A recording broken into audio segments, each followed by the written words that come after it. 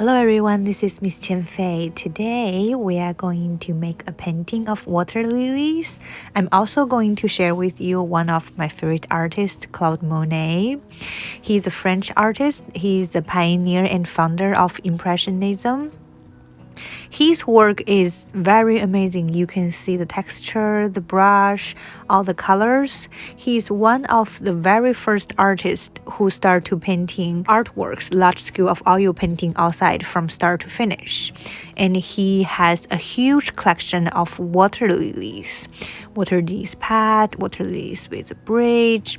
So today we are going to learn one of his work of the water lily pads. Now let's get started. For the supplies, you will need some paint, some brushes. I have 3 different sizes, small, medium, and big, a cup of water, some paper towel, and paper. So to make Monet's work, I usually do not use the color straight from the container, so I always mix the color because when you take a close look, every single brush of his work is different. So even he has green, bluish pond, every single green and every single blue is different. So make sure you mix some green by yourself by adding yellow and blue together, trying to have different shades and be creative. Here I switched to a big brush, just trying to give some big block of green and blue there. You can do this with the background, but most of his work has very small brush texture. You cannot do that for the whole entire painting, but for the background, the very start part is fine. As you may see from the example, his work of these water lilies had some purple in the middle.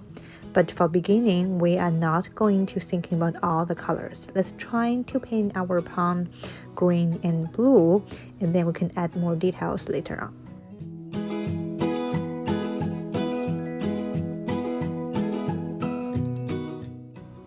A technique I tried here is new, which I don't think we practiced before, is trying to mix the color on the paper directly. As you may see, I have some blue straight from the palette, some yellow, some green as well. You can do that for Monet's work because all the colors, all texture are different. So for this painting, you can have some raw color from the container and then mix them on the paper. That's one way to try a new technique.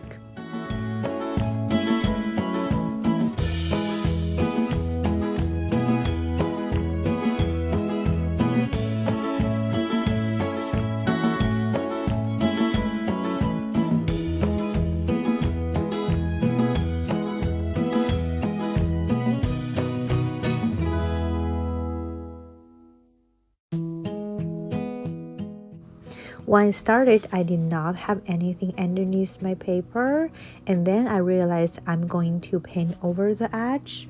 So I add some paper just trying to protect the table.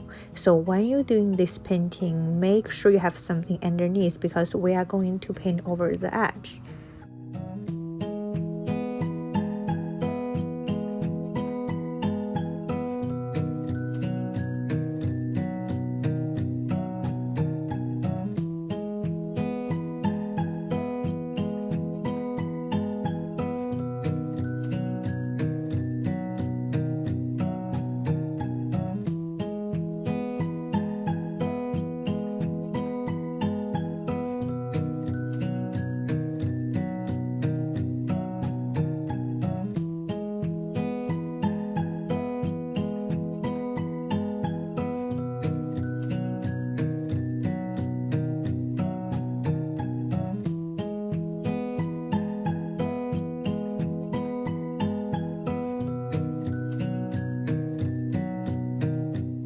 Now let's focus on the light purple we have in the middle of the painting.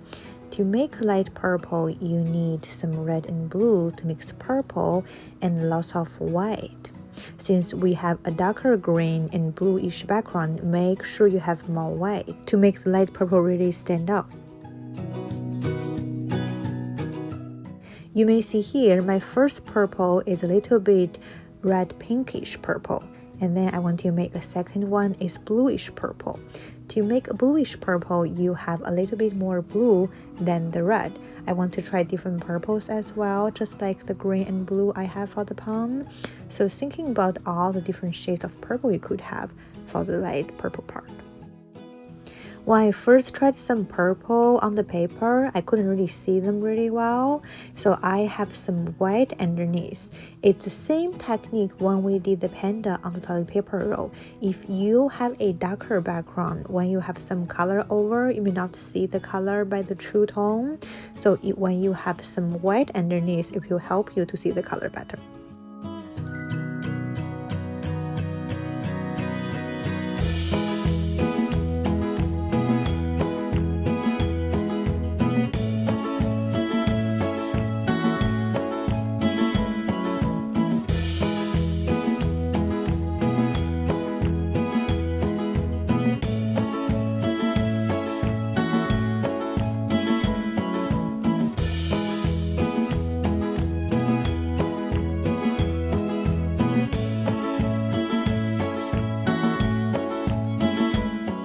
The purple part was actually the reflection from the light.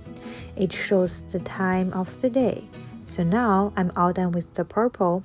I'm going to move on to the water lily pads. To make the water lily pads stand out, Monet here tried a technique by using contrast. So you can see the water lily pads is so much lighter green than the background, and also it's more yellowish.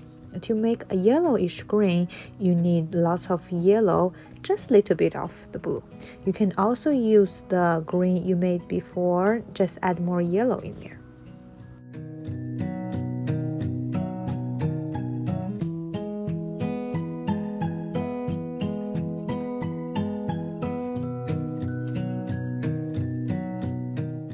One thing we learned from our drawing last week was when we have a really dark shadow, it helps the fruit and whatever the objects has in the front pop up.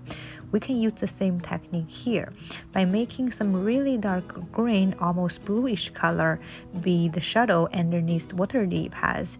It can help us to see the water lily pads better.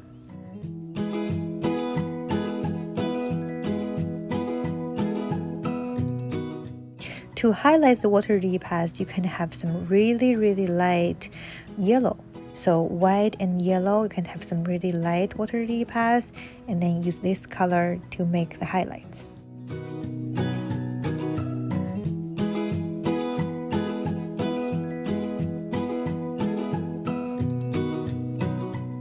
For the water lilies, the flower itself, you can see from here, some of them are red, some of them light pink, dark pink.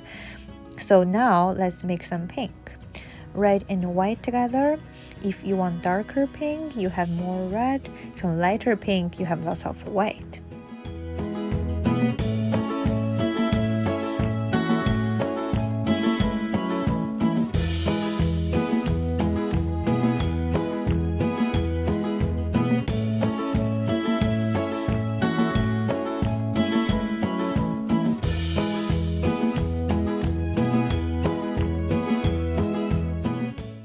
To do the final touch, I add more dark green bluish color to make some of the shadow of the water lily pads, and then I'm almost done.